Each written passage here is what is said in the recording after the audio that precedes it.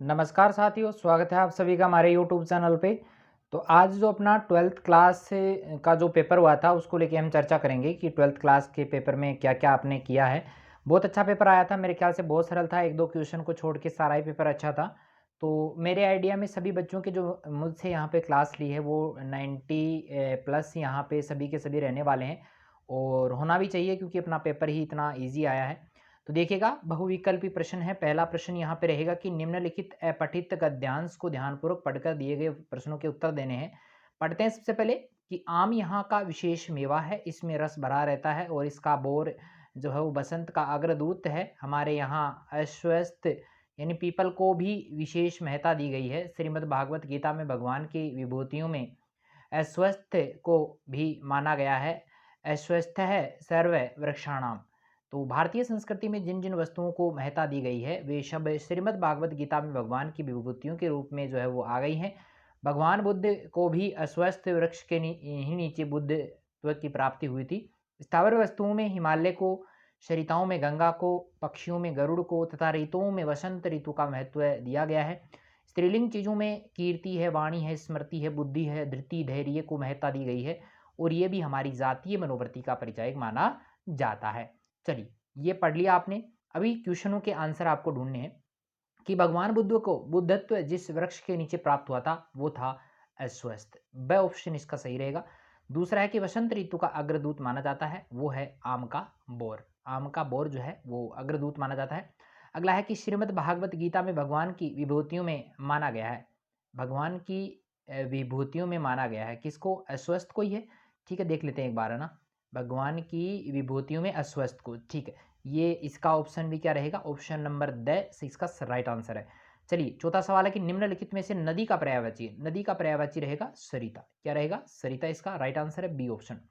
चलिए, यहाँ पे अगला सवाल है कि उपयुक्त गद्यांश का उपयुक्त शीर्षक आपको बताना है।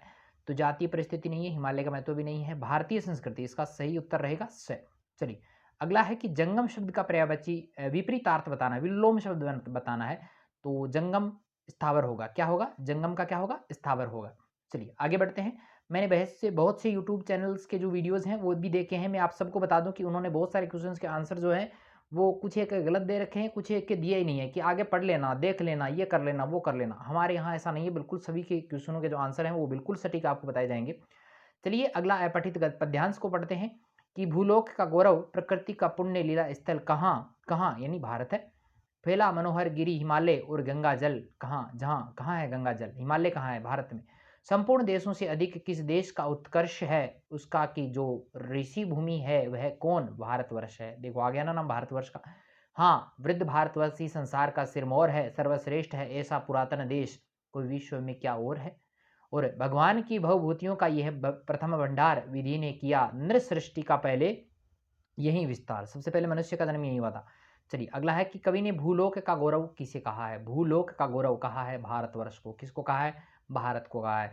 अगला है कि नर सृष्टि का सर्वप्रथम विस्तार किया है। नर सृष्टि का सर्वप्रथम विस्तार जो है नर सृष्टि का सबसे पहले यानी किसने? विधि ने। किसने किया है? ऑप्शन बी इसका सही उत्तर रहेगा, विधि ने। चलिए नूतन शब्द का अर्थ है नूतन। नूतन का मतलब होता है पुरातन, सॉरी विलोम बताना है। नूतन यानी नया, पुरातन यानी पुराना। ठीक है। चलिए अगला है कि निम्न में से भारत की श्रेष्ठता परिलक्षित होती है। श्रेष्ठता किससे होती है? ऋषि भूमि और बहुभूति भंडार के कारण। ठीक है, ये पढ़ा है हमने, ब इसका सही उत्तर रहेगा।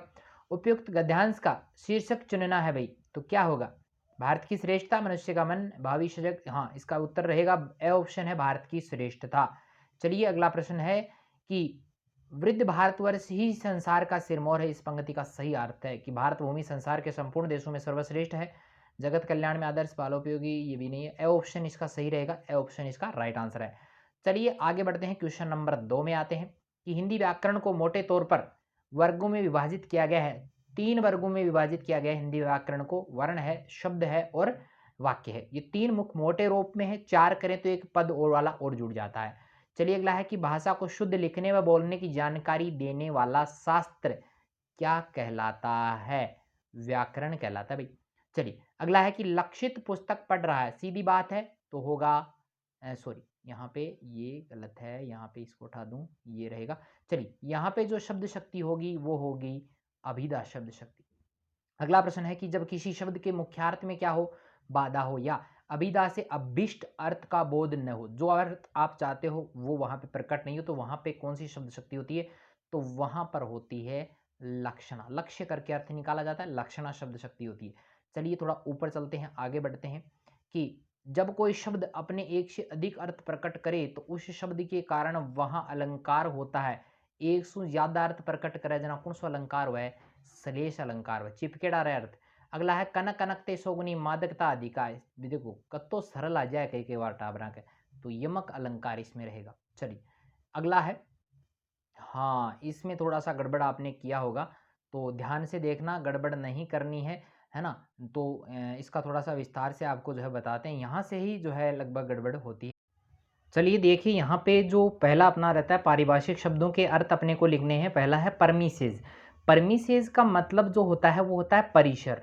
कुछ बच्चे घर भी लिख के आ गए होंगे, परिसर दोनों ही सही है, परिसर यहाँ पे राइट आंसर रहेगा। फिर है क्वार्टरली। क्वार्टरली का मतलब देखो होता है त्रिमासिक। आपके जो एग्जाम्स होते हैं ना, टेस्ट वगैरह, ये यहाँ पे रहेगा। क्वार्टरली का मतलब है त्रिमासिक। क्या रहेगा, त्रिमासिक रहेगा। अनुभाग। अनुभाग देखो होता है SECTION, सेक्शन। सेक्शन देखो आपको इसका पारिभाषिक शब्द बताना है तो इंग्लिश में लिखेंगे सेक्शन, और यहाँ पे परमिश का अर्थ परिसर होगा, क्वार्टरली का मतलब त्रिमासिक होगा। ये इसका राइट आंसर है। अगला सवाल है कि जन संचार माध्यमों के नाम बताने। बहुत सारे मैंने चैनलों पे देखा है कि बहुत सारे गलत आंसर बता रहे हैं।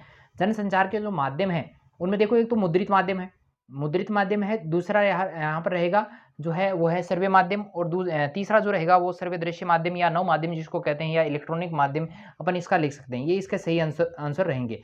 अगला है कि अरे ये वेडिंग एनिवर्सरीज वगैरह सब गोरे साहब के चोचले, ये शब्द किसने कहे थे जब यशोधर बाबू ऑफिस में थे, तो ये सारी बातें उसने कही थी, चड्डा से कही थी कि ये जो है ये वेडिंग एनिवर्सरी वगैरह जो है वो यशोधर बाबू के द्वारा कहा गया कि ये सब गोरे चोचलों के, गोरे साहबों के चोचले हैं। अगला है कि लेखक सुंदरकर मास्टर किस प्रकार नजदीक पहुंच गया था। नजदीक पहुंचने का कारण था कि वो भी कविता लिखना प्रारंभ कर देता है, मराठी भाषा में कविता लिखना जब वो प्रारंभ कर देता है तो वह सौंदर्यकर के पास में नजदीक उसके पहुंच जाता है। नजदीक बोलो, नजदीकियां आ जाती हैं उनमें। अगला है कि कौन से दो शहर पुराने दुनिया के पुराने नियोजित शहर माने जाते हैं। एक है मोहनजोदड़ो और दूसरा रहेगा हड़प्पा। ठीक है। अगला है कि मोहनजोदड़ो की खुदाई अब बंद क्यों करनी पड़ी थी, तो बंद होने का उसका कारण था कि सीलन हो गई थी, जो सिंधु नदी वगैरह वहां पे आ रही थी उसके कारण सीलन वगैरह वहां पे आ गई थी, तो खतरा था वहां पे नीचे ज्यादा खुदाई वहां पर नहीं हो सकती थी, तो वो इसका सही उत्तर रहेगा।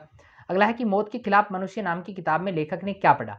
अब देखो दो प्रश्न यान का दिया है कि यूट्यूब वाला कभी समझ में नहीं आ रही कि खटवाया ना। तो पहला प्रश्न है, दोनों प्रश्न एक ही ओ पहली पेज पर दिएड़ो है, कौन सा पाठ है, पाठ रहेगा एन फ्रैंक की डायरी। डायरी के पन्ने जो अपना पाठ है एन फ्रैंक वाला, उससे ये दोनों प्रश्न आए हैं। पहला है कि मौत के खिलाफ मनुष्य नाम की किताब ने लेखक ने क्या पढ़ा। भाई पढ़ो यो कीजिए, युद्ध युद्ध का मान प्रदर्शन करें, तो वैसा ही वैसी ही लड़ाई वैसा ही युद्ध। एक माँ जब बच्चे पैदा करती है तो उसको उतनी ही पीड़ा और जो है कठिनाइयों का सामना करना पड़ता है, ये यहाँ से आया है। और उससे पहले वाला पेज है कि औरतों की आंखें किन ताकतों ने खोली है। औरतों की आंखें जो है, देखो औरत हमेशा से गुलाम रही है, पति पुरुष जो है अपनी ताकत के आधार पे उसको जो है गुलाम बनाते रहे, ये भी उसी पाठ से है। और उसमें ये बताया गया है कि आंखें जो खुली हैं वो शिक्षा के कारण, काम के कारण, इन सब चीज़ों के कारण जो है औरतों की आंखें जो है वो खुली हैं। ये दोनों प्रश्न एक ही पाठ से आए हैं, लेकिन बच्चों को काफ़ी ज़्यादा परेशान इन्होंने किया है और गुरुजनों को भी किया है भाई, गलत नहीं है इसमें। चलिए आगे है कि निशा निमंत्रण के गीत में कवि ने किस काव्यात्मक चित्रण की कोशिश की है। यहाँ पे ये प्रश्न बड़ा इंपॉर्टेंट।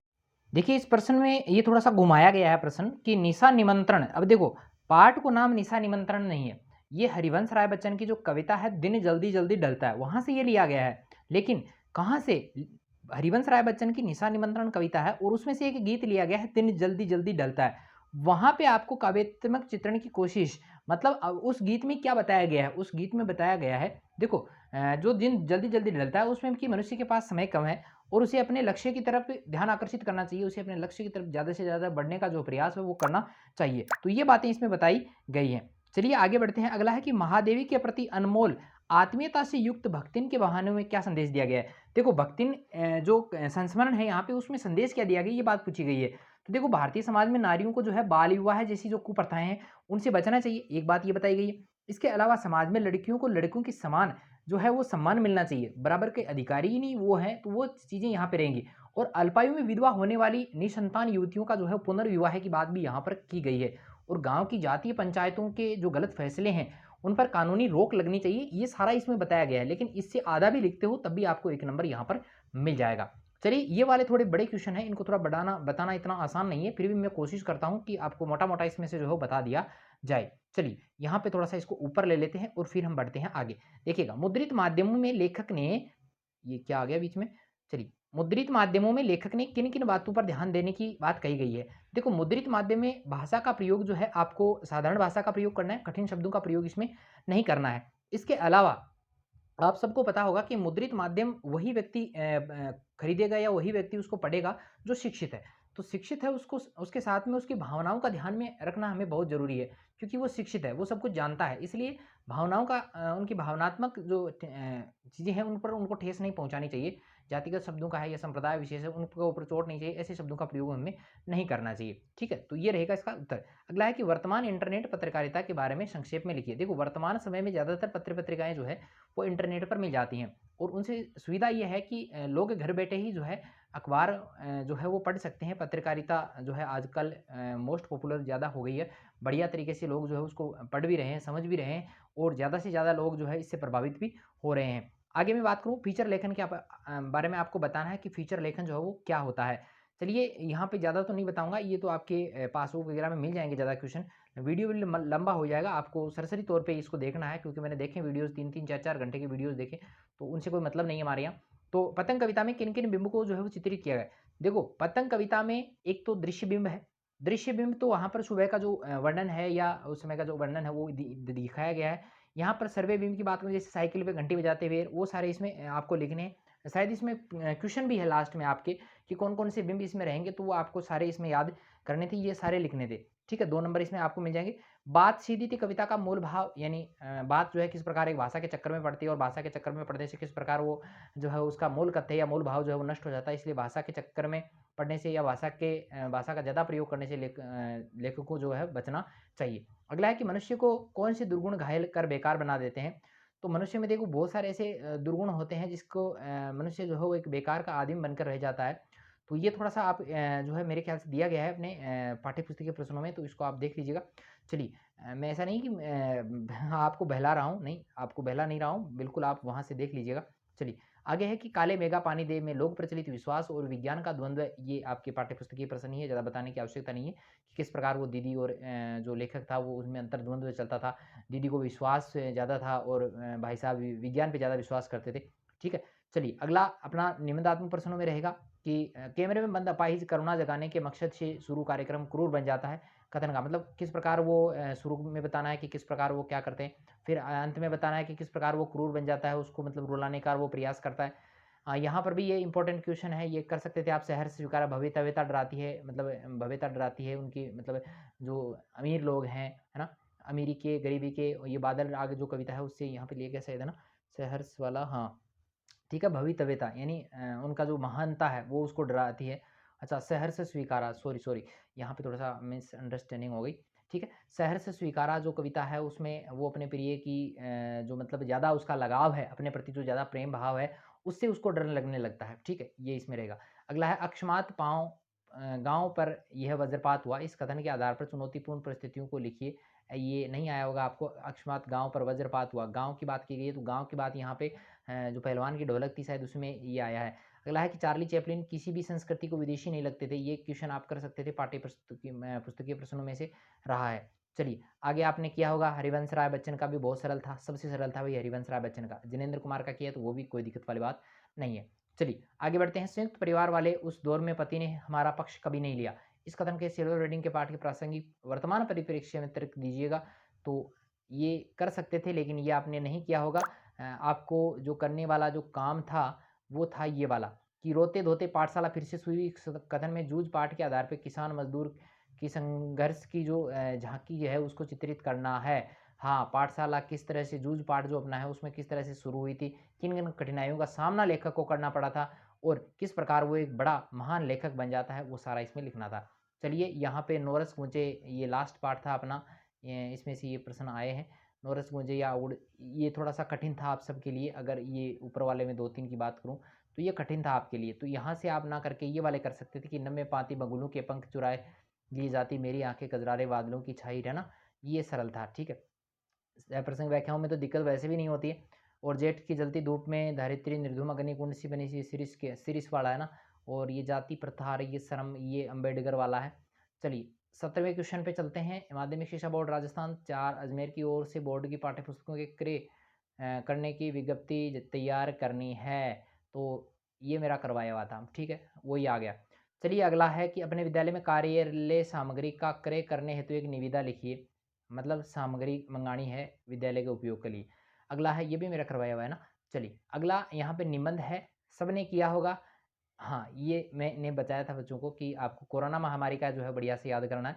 और यहाँ पर समाज में नारी का योगदान, ये आपको बढ़िया से आया होगा। वो भी कर सिखाते हैं, कई युवा हो तो कर सिखा ना। चलिए इनमें कुछ बताना है नहीं, मोटे-मोटे क्वेश्चन है, बढ़िया-बढ़िया क्वेश्चन है। जो क्वेश्चन आपको नहीं मिल रहे थे वो क्वेश्चन मैंने सारे करवा दिए। जो आपको मिल सकते थे, जो पासबुक वगैरह में मिल सकते थे, वो मैंने यहाँ पे नहीं करवाए हैं। फिर भी आपकी कोई समस्या है कि सर इस क्वेश्चन को पूरा बताया जाए, तो कमेंट कर दीजिएगा, मैं पूरा का पूरा नेक्स्ट वीडियो है इसका बना दूँगा। चलिए मिलते हैं नए वीडियो के साथ में, तब तक के लिए थैंक यू।